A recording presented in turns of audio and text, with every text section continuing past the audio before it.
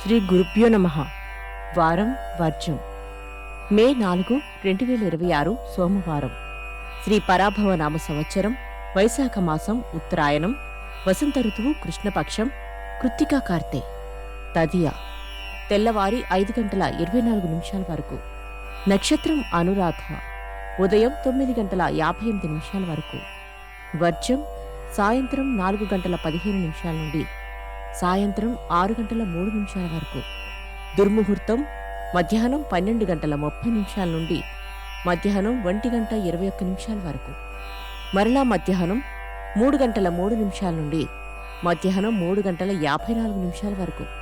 శుభ సమయం ఉదయం 8:30 నుండి 9:30 వరకు. రాహుకాలం ఉదయం 7:30 నుండి 9 వరకు. ద్వాదశ రాశుల వారు ఈరోజు చేసుకోవాల్సిన పూజలు: శివాభిషేకం చేయండి.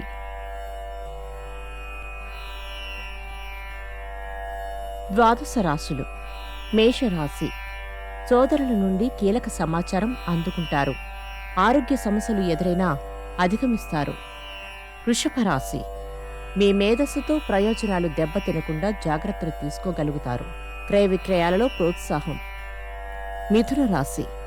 ఉద్యోగస్తులకు మధ్యస్థ ఫలితాలు గోచరిస్తున్నాయి.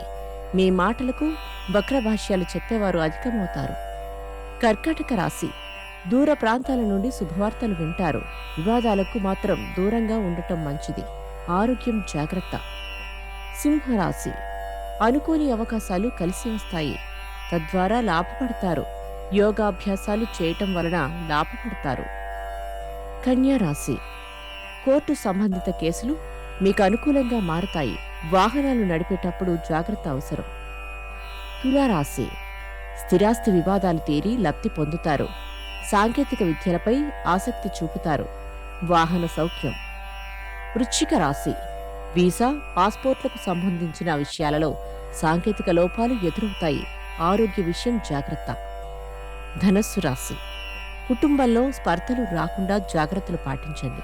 అస్పష్టంగా ఉన్న కొన్ని విషయాలలో స్పష్టత ఏర్పడుతుంది. మకర రాశి.